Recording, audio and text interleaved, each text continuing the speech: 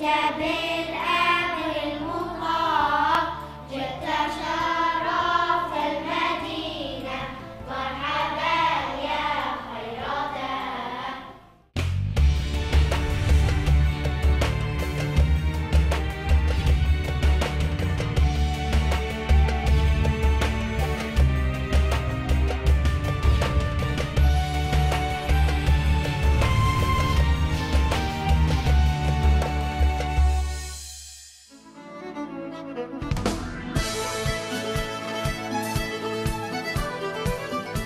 Mari berkunjung ke Irlandia. Negara yang mendapat julukan Pulau Zamrud atau Emerald Isle ini adalah negeri yang memiliki pemandangan alam menakjubkan.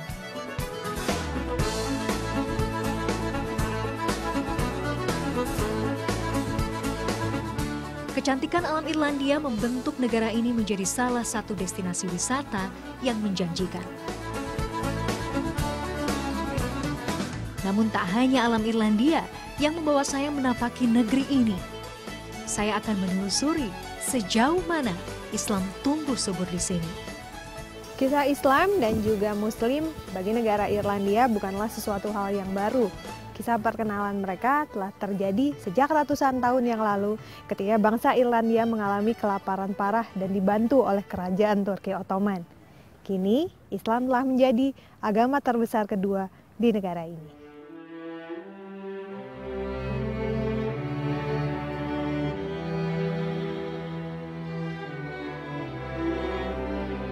Sekitar tahun 1845 Irlandia mengalami kelaparan parah yang melanda negaranya.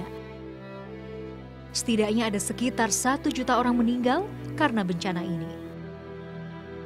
Di saat itulah Khalifah Abdul Majid pertama, seorang generasi dari Kesultanan Ottoman Turki, merasa tergerak untuk membantu rakyat Irlandia. Meski berada ribuan kilometer dan harus menghadapi hadangan ratu dan tentara Inggris, pada akhirnya Kesultanan Turki berhasil menyusupkan 3 buah kapal yang penuh dengan bahan makanan dan merapat di sebuah pelabuhan di daerah Drogheda. Dari titik inilah hubungan baik antara Irlandia dan Islam berkembang di negara ini.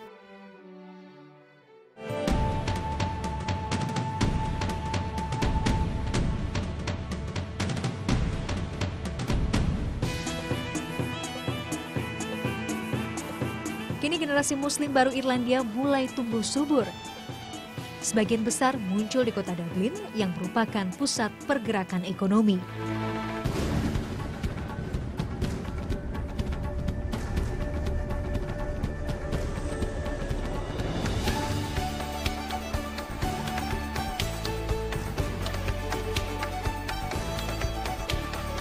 Geliat Muslim sangat terasa di sini.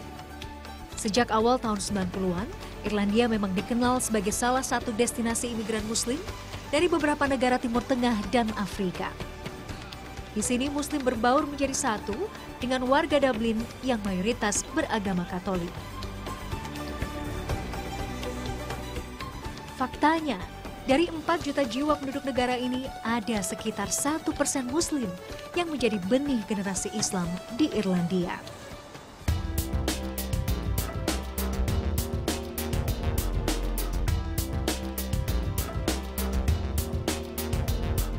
Mari melihat lebih dekat seperti apa kisah sekolah Muslim resmi pertama di benua Eropa.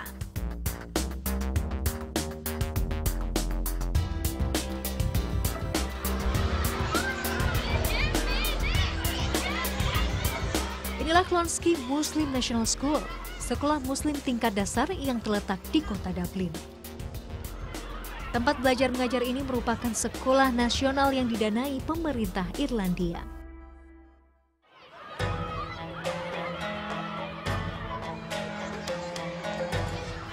Clonskeagh National Muslim School didirikan pada tahun 1990 oleh komunitas Muslim Irlandia.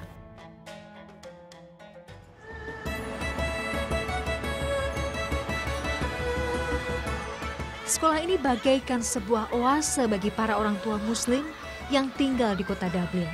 Karena selain fasilitas sekolah, di dalam kompleks bangunan ini juga terdapat masjid serta toko makanan halal.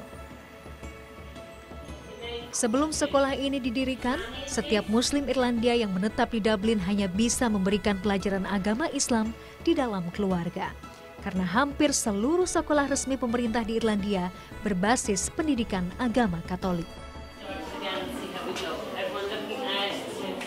Ini adalah kelas 4 sekolah dasar kalau di Indonesia. Mereka sedang melakukan persiapan karena mereka sedang mempersiapkan mereka untuk naik ke kelas selanjutnya. Jadi di sekolah ini selain mendapatkan pelajaran yang terkait dengan Islam, sekolah ini juga menyediakan fasilitas pelajaran umum lainnya yang standarisasinya sama dengan sekolah-sekolah umum yang didirikan oleh pemerintahan Irlandia.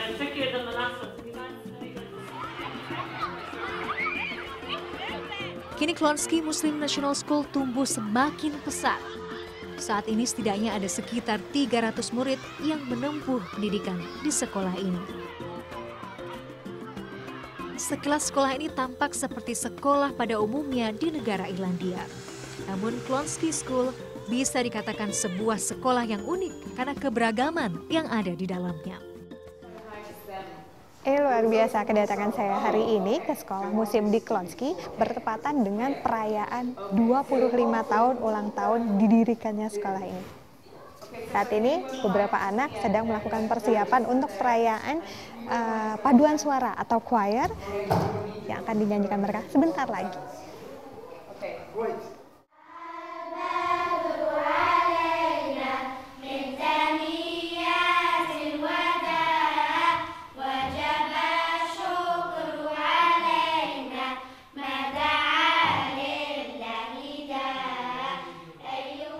Mendengarkan lantunan nasyid dan juga lagu khas Irlandia yang dinyanyikan oleh anak-anak ini membuat saya takjub.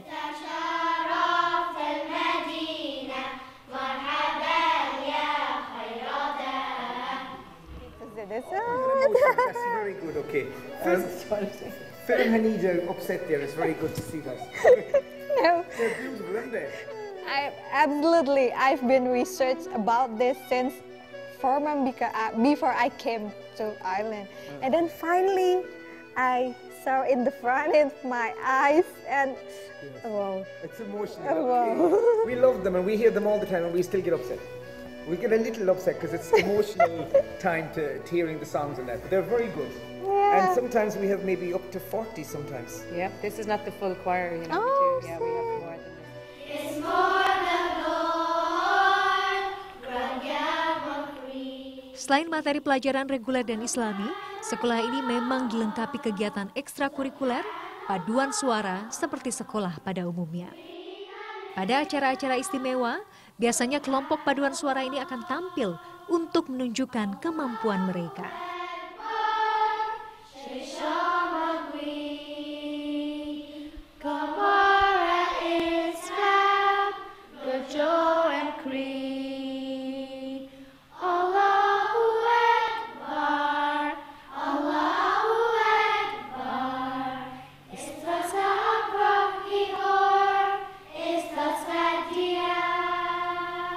Setelah lantunan nasyid yang memukau, keberadaan Orla yang merupakan guru paduan suara juga menarik perhatian saya.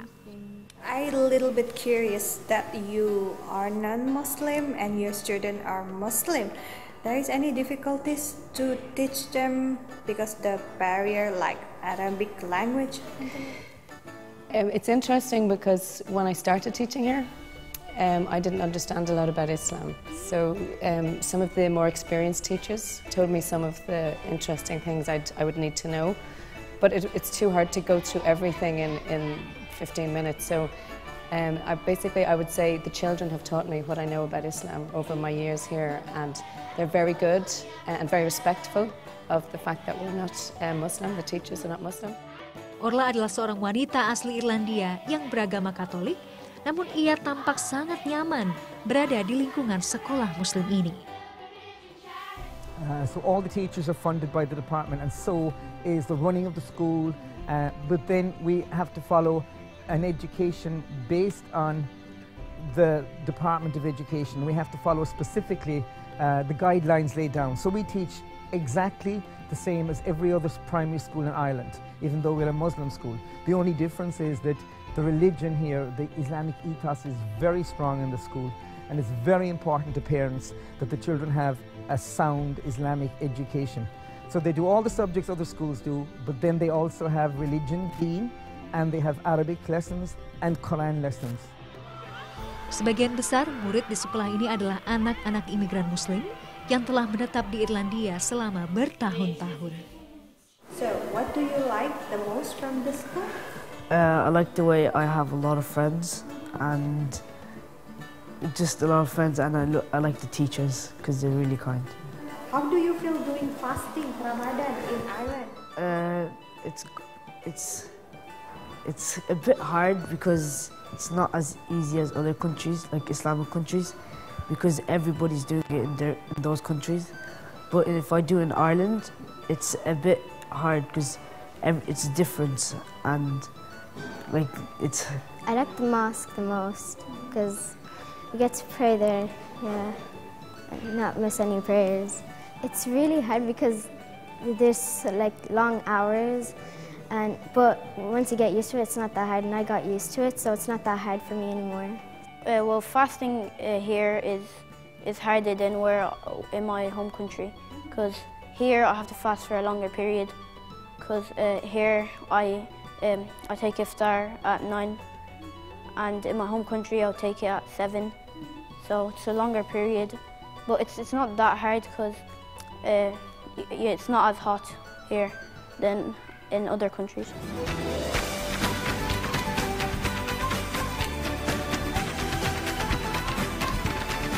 Clonskeagh Muslim National School merupakan sebuah gambaran kecil bagaimana Islam berkembang dengan sangat baik di Irlandia. Tak heran, ia mendapat julukan negara paling Islami di dunia.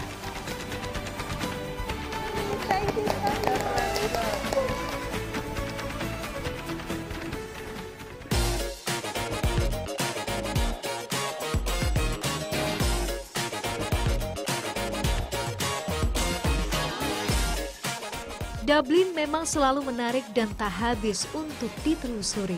Dublin juga selalu menawarkan kisah lain, terutama tumbuhnya generasi Islam baru di pusat kota. Bagi seorang muslim yang melakukan perjalanan ke sebuah negara non-muslim, keberadaan satu toko halal menjadi sangat berarti. Biasanya lokasi ini menjadi pertemuan atau meeting point bagi sesama muslim.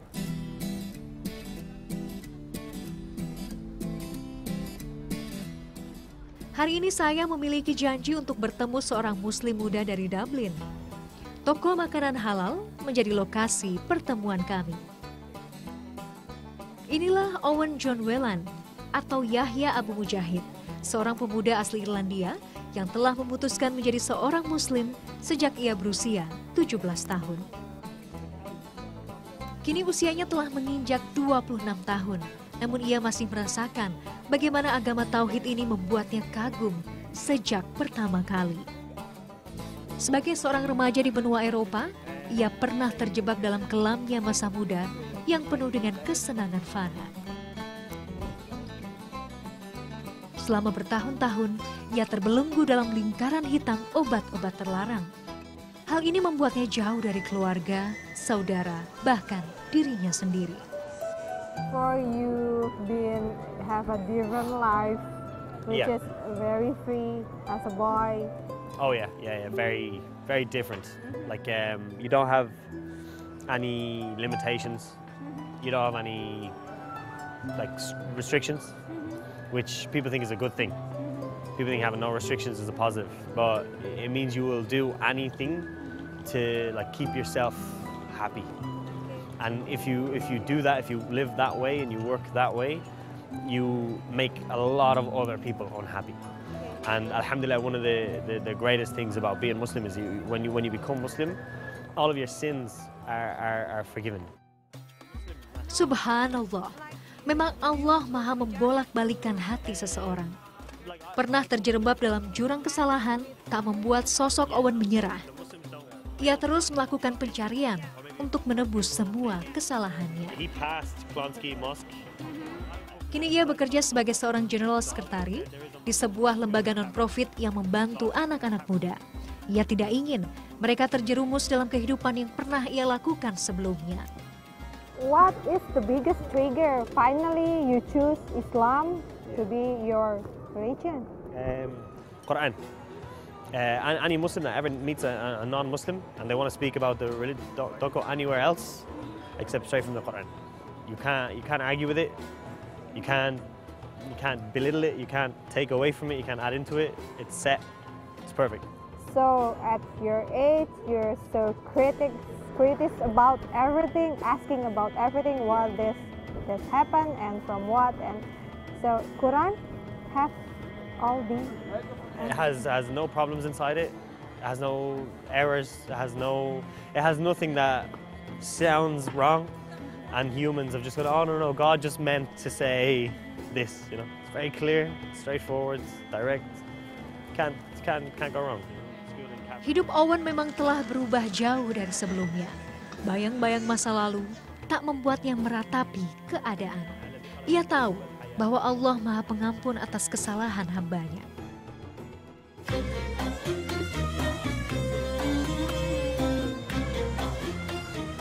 Kami melanjutkan perjalanan. Kali ini Owen berbaik hati mengajak saya untuk bertemu buah hatinya.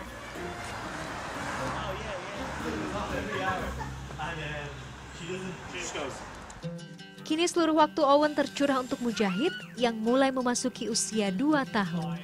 Di dalam rumah mungilnya, Owen berusaha membesarkan dan menumbuhkan benih-benih agama Islam di dalam hati bocah kecil ini. What is the biggest difference in parenting in Islam side and non-Islam side? Muhammad he said your best da'wah is your action. Is what you do. So if your children see you act in a certain way, they'll imitate you. Your kids.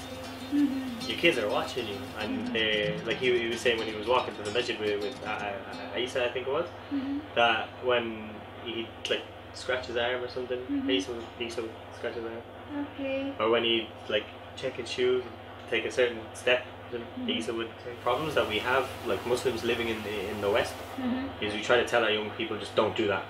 Okay. So don't do that thing, don't go there, don't go that place, don't be with these people. That's not enough.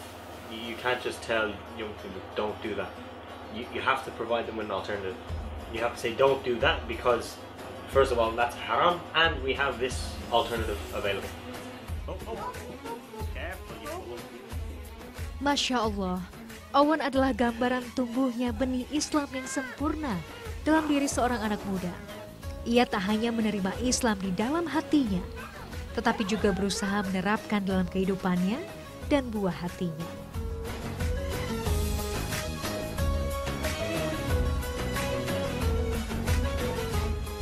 Dublin masih menyimpan satu cerita tentang sentuhan damainya Islam. Hal ini membawa saya bertemu dengan Mary Isobel Burns, seorang muslimah muda asli Irlandia. Isobel begitu ia disapa, dalam balutan hijab sederhana, menerima saya di rumah mungilnya. Tujuan kedatangan saya karena rasa penasaran yang besar, bagaimana ia tersentuh oleh agama rahmatan lil alamin ini. Isobel dilahirkan dalam sebuah keluarga asli Irlandia di daerah Portlake. Wanita berusia 29 tahun ini adalah gambaran kaum Hawa dengan keinginan hidup yang kuat. Namun dari sinilah akhirnya ia terketuk untuk mengucapkan kalimatul syahadah. So when the first time you know about Islam and want to be a Muslim? It was during Ramadan, maybe 4 years ago. And I met someone who was talking about Islam, just out of the blue, and explained a few things. And then I was interested, so I listened. And then after a couple of days, they asked, like, do you want to become Muslim? Because I showed interest. And I said, yeah. And they said, well, like, see what questions you have first to make sure you're 100% sure. And so I only had 2 questions, eventually. I couldn't think of anything else. And I asked those questions and I got my answers. Yeah, and then I was convinced. And they were like, no, maybe you have more questions. I said no. Pada saat itu kondisi Isobel dipenuhi rasa ingin tahu tentang segala hal. Apa yang terjadi di dalam hidupnya membuatnya mencari sebuah oase ketenangan abadi dan bukan hayalan semata. Islam adalah agama yang benar dan nyata. Inilah yang membawa Isobel akhirnya menjadi seorang Muslim.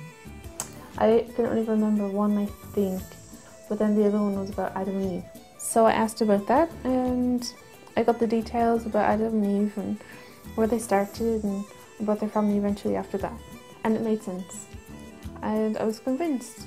And they said, I know, we'll take maybe a day or two or a couple of days. And I said, no. I said, I want to. They're like, okay, fine. It was simple as that. Kini Isobel telah menjadi Muslim selama hampir 4 tahun. Ia hidup bahagia dalam keyakinan hatinya. Kebahagiaannya juga tak lepas dari buah hatinya, Amira. Gadis cantik berusia 8 tahun ini adalah satu-satunya pengisi hari Isobel. Sudah sejak lama ia tidak memiliki kedekatan dengan keluarganya. Kasih sayang Isobel hanya tercurah pada Amira semata. Gadis kecil ini memiliki masalah dengan jantung, sehingga harus secara rutin melakukan pengobatan dan dibatasi aktivitasnya. Selain bekerja sebagai staf administrasi di komunitas Muslim Irlandia, Isobel juga membuat kerajinan tangan bernuansa Islam. Biasanya, kerajinan ini akan ia jual ketika ada acara perkumpulan Muslim. Saya kagum dengan keteguhan hati Isobel. Tak terbersit sedikit pun keraguan akan kebesaran agama Islam. Inilah yang membuat wanita tegar ini istiqomah dalam balutan hijabnya. It's hard for you being a young woman Irish convert. It's like complete different. Yeah. Yes. You completely stop. Like your old routine, you can't use it anymore. You can't just go anywhere in Ireland. Everything is pubs. Everything has alcohol related to it. It's hard in a sense. It's different. You are completely disconnected from everybody. Okay. People no longer sit beside you. It takes them a while, and you can see when you get on a bus, if you're by yourself, 9 times out of 10, the only person that will sit next to you is another Muslim or a person of color. Other people who believe that they're outcasts will sit next to you. I don't know why. Subhanallah, sosok Isobel benar-benar membuat saya salut. Dalam keterbatasannya sebagai seorang wanita dan orang tua tunggal, ia masih tetap istiqomah menjadi Muslim seutuhnya.